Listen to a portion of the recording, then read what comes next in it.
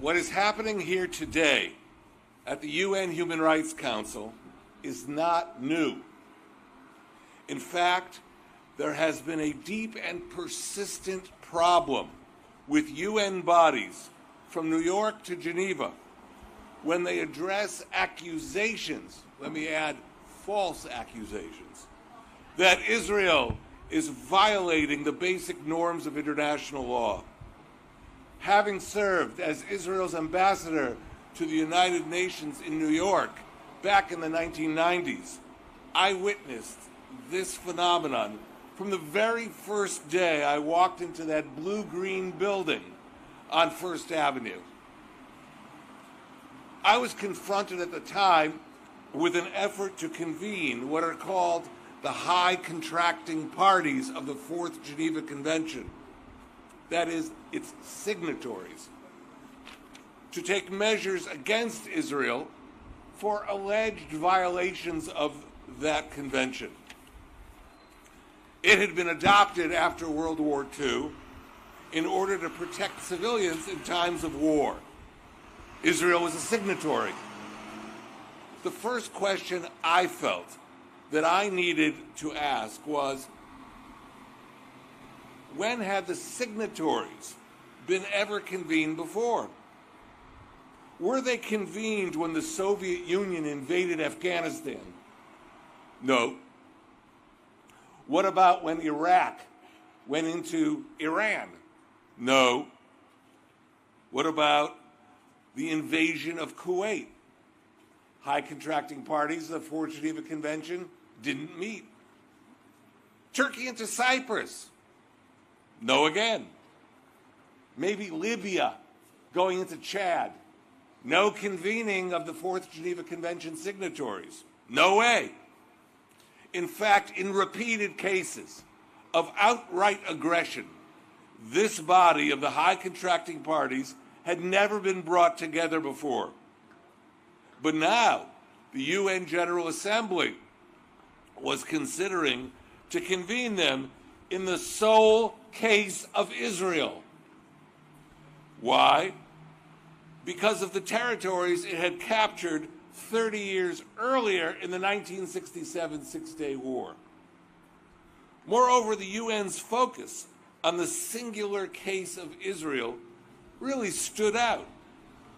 Back in 1967, and people either don't know this, forget it, or both the Security Council and the General Assembly had rejected Soviet efforts to brand Israel as the aggressor in the Six-Day War.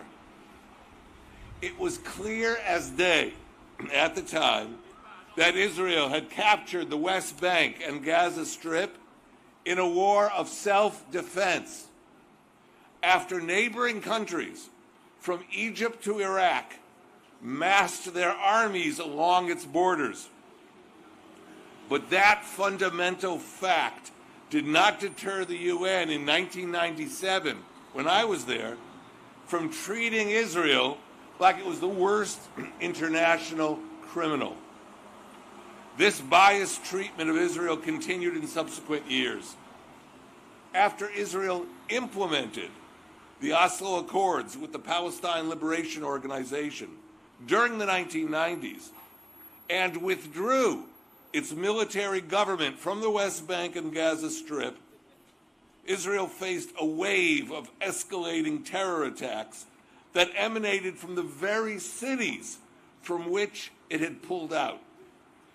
These terror attacks specifically were aimed at innocent civilians and not military targets. City buses began exploding in the heart of Tel Aviv, Jerusalem, and in other population centers. In March 2002, a Palestinian suicide bomber detonated himself at a Passover Seder in Netanya. Israel finally had to act to bring the bombings decisively to a halt, even if that meant going back into those West Bank cities that had become springboards for these attacks. Western militaries had well-developed military doctrines for putting down this kind of urban warfare. Their military manuals, which we checked, spoke about utilizing air power, artillery, and even flamethrowers to flush out urban guerrillas. There were states that used carpet bombing to blanket whole areas. The Russians used such tactics in Chechnya, and we saw them again just now in Syria. But Israel refused to employ what may have been commonly used by others. In the West Bank town of Jenin, known by the Palestinians themselves as, quote, the capital of the suicide bombers, Israel decided to send in its ground forces in house-to-house combat. A fierce battle ensued. Saeb Erekat, the Palestinian spokesman who was sitting in Jericho, peddled the false claim that Israeli forces in Jenin had engaged in a massacre of Palestinians. The truth was that Israel had sent in reserve units so that many of the soldiers killed on the Israeli side in Jenin were fathers and husbands.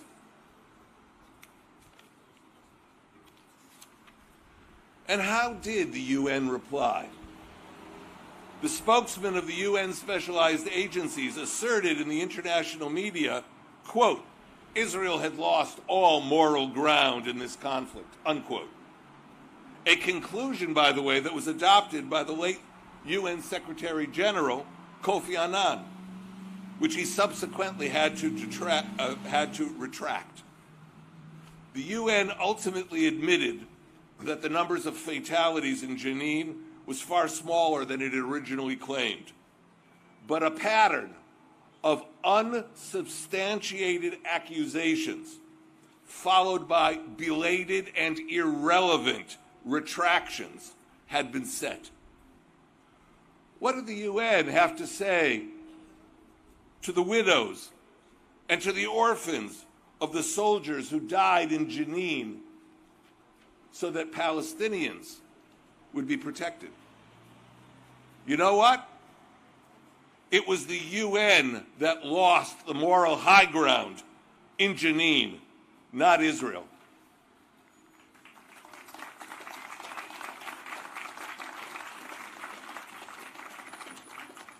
This brings us to the UN Human Rights Council in 2009, which has a long history of anti-Israel bias.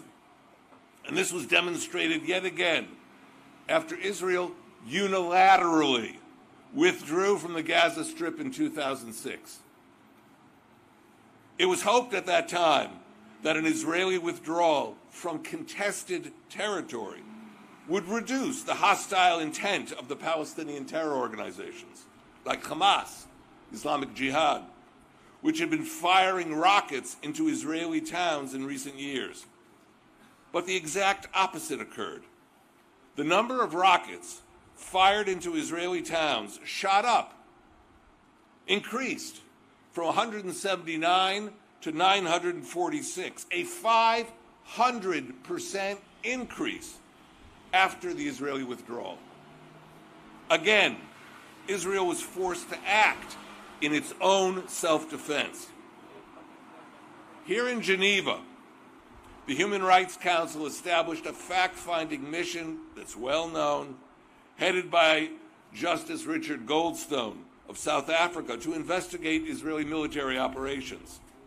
The result was a report, about 500 pages in length, which was the most vicious indictment of the State of Israel, bearing the seal of the UN since Zionism is racism.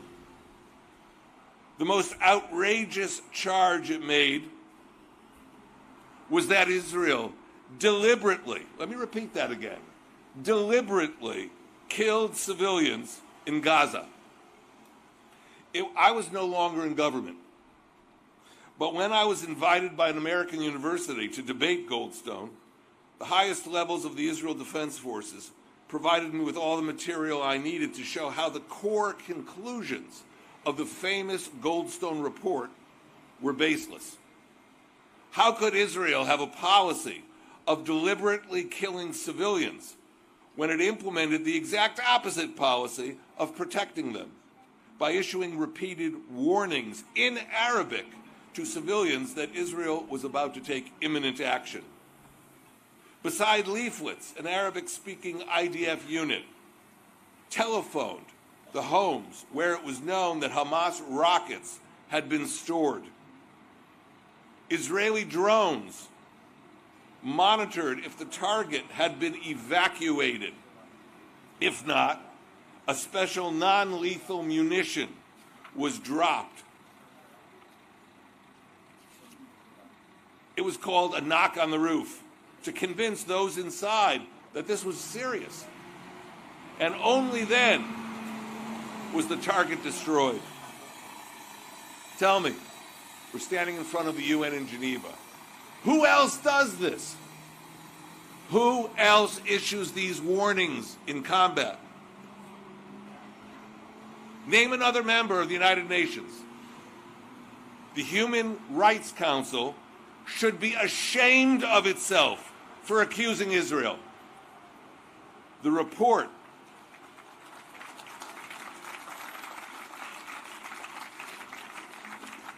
of Justice Goldstone never addressed this. You know what happened? Goldstone subsequently retracted his most damning accusation in an opinion piece in the Washington Post. But the damage had been already done. The UN Human Rights Council already had voted to endorse the conclusions of the Goldstone report, although in typical UN fashion, its resolution only condemned Israel and did not even mention Hamas. Musa Abu Marzouk, the Hamas leader, quipped on Al Arabiya television network that Hamas had been acquitted by the UN. Do you believe that?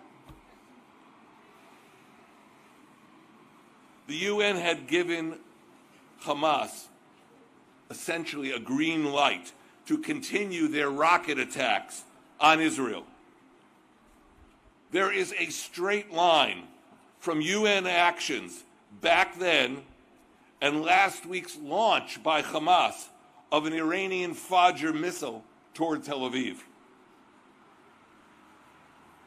Ultimately, however, Israel's position was vindicated, not by the UN, but by the United States through the chairman of the Joint Chiefs of Staff, General Martin Dempsey, who in 2014 countered the impression the UN had given by saying, and I quote, "I actually do think that Israel went through extraordinary lengths to limit collateral damage and civilian casualties," unquote.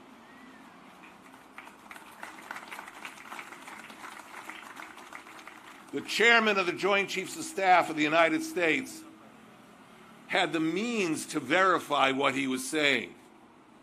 You think any serious verification is done over here in Geneva? Forget it. Now the UN wants to look at the Palestinian protests along the Gaza fence. How can anyone take the UN seriously when it has been shown, that when it comes to Israel, its reports have been highly politicized and seriously flawed? Is anyone looking after the human rights of Israeli farmers in the Gaza envelope communities whose fields are regularly set ablaze by Hamas incendiary weapons? Does anyone in Geneva even mention that it is the forces of Hamas that are beating the Palestinian population? You can see that on Palestinian television. I watched it this morning in my hotel room. To our north, as we speak, Hezbollah has militarized 200 Shiite villages south of the Litani in southern Lebanon and made them into a network for human shields in order to protect their Iranian-supplied missiles. And when Hezbollah constructs attack tunnels into Israeli territory, where is UNIFIL? That belongs to the UN. Where is UN Security Council Resolution 1701 that prohibits such Hezbollah activity? Is anybody saying anything? Let me make clear that it is demonstrated time and again that only Israel will defend itself by itself. Israel does not seek international forces to protect it. But it does expect one thing and one thing from the international community: the truth. That is today what Israel asks for, but when it comes to the UN, the truth has been extremely difficult to obtain. Thank you.